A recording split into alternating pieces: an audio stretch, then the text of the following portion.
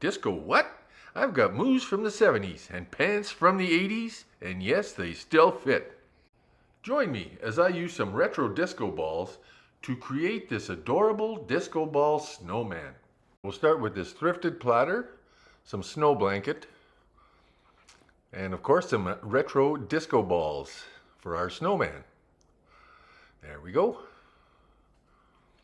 And we'll need some rope and a little hat that we got from the Dollar Tree and some Gorilla Glue to put it all together. And just a reminder to our subscribers, don't forget to hit that bell in the corner. That will let you know when our new videos are coming out. And if you haven't subscribed, please hit the subscribe button. We do appreciate your support and it helps us quite a bit. And if you're curious, yes, those pants were from 1986. I didn't think they'd fit, but they did. And once you have that cut out, just fold it over once, fold it over again so that we have 4 quarters, and then you'll want to cut the middle of that out. So the reason we cut a hole out of this is so that we have a little hole to put in our disco ball. So we take that rope, we make a circle out of it, put it under there, makes a nice support for the disco ball. Then we just glue that underneath, glue it to our thing so it supports the ball, keeps it upright and straight and doesn't roll away. And if you don't have a rope, you can use a jar lid instead to support it. Just put that, as you can see, it supports it nicely, but you'll want to put that lid underneath our snow blanket so it doesn't show. Now we'll have to remove the top of our disco ball. So we can take some little snips or anything and just sort of pry that off the top. So we thrifted our little disco balls here. You'll probably have a reasonable chance of getting some at a garage sale or something. Or if you can't, you can probably get them on Amazon. They come in assorted sizes. So you could order them off of there. The reason ours is so small is because we thrifted our little balls here, but on Amazon you can get them pretty big. You could almost probably make a 5-foot snowman. So anyway, once the top is off, we'll be wanting to put a dowel inside there with some hot glue just to keep it all in place, and that'll be the stem for our top ball. So this is a pretty fun and easy craft. You don't need a whole lot of different tools, no power tools anyway, except for your hot glue gun and just a few snips, a few little pliers, hot glue obviously, and then yeah.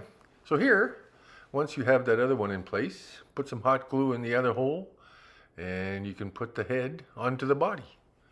Once that's in place, you can take some hot glue and just make a nice bead around the joint of it so it's a nice solid fit.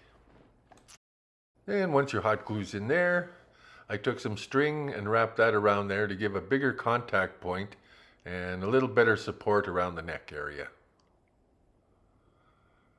So just put that there and wrap it around there. Beautiful. This is a very simple project and I hope you do give it a try. It's really quite easy and a lot of fun to do. For the hat, we got this one at our local dollar store and we just have to remove the little headpiece so it'll fit on our snowman. So we're using this hat because of its convenience, but you could make your own. We actually have a video on how to make a little hat for your snowman, and we'll link that down below. This hat did come with its challenges to take it apart. They may have used Gorilla Glue on it because it was not that easy to take apart, that's for sure. So 3 hours later, I decided to edit out a whole bunch and cut it off instead. Once the headpiece is gone, then you'll just want to sort of cut around there and make a hollow so that you can put it on top of your snowman and it'll stay on there nice and stable. Then once that's done, we took off the decorations because we wanted to put our own spin on what was on the hat.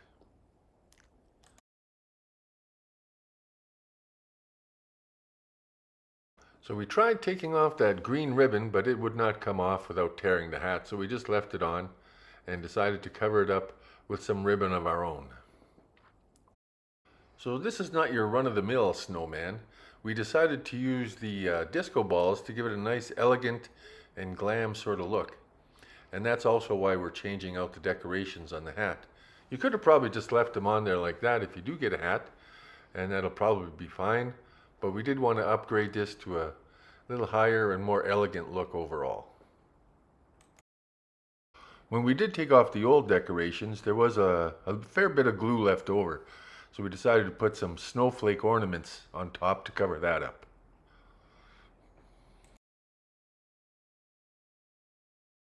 There, isn't that cute? Looks better already.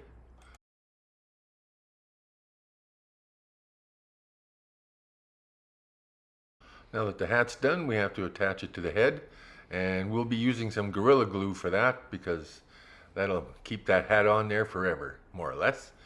Now, when you do put the hat on, you could just leave it like that, just a faceless little snowman, but we're going to be putting on some more face details.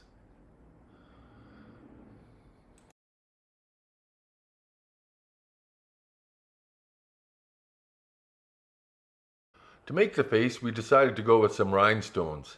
We had tried some buttons, but we found that they just weren't glamorous enough for the look that we wanted. If you're enjoying this, we do have a whole playlist of Christmas decorations that you can look at and try yourself. And for the nose, we decided to use a sort of carrot-shaped rhinestone, just part of a little collection of rhinestones that we had around.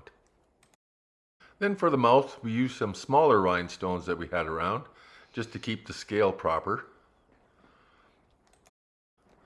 After we put on the mouth, we found that the overall look, he looked more like a mortician than a snowman. So we did decide to change out the mouth. And then we put this nice little red bow on him. See how that looked.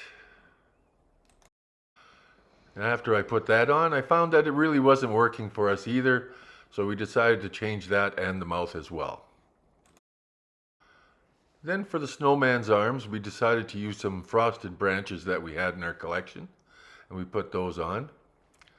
Then we're going to be changing up the bow and the mouth here right away. So after I took off the bow and the mouth, the old mouth, I decided to use some red rhinestones for the mouth. Made much nicer little lips and way more glamorous.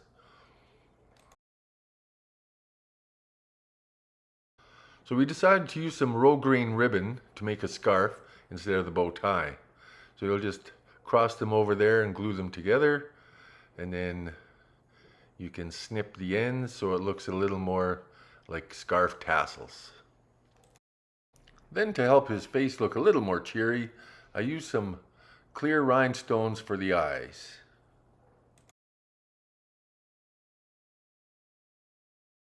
Then to make a complete decoration, we're using this Merry Christmas sign to add on to our little snowman.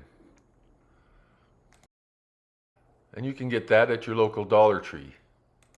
So we didn't really want a Santa look, so we're just taking off Santa's head.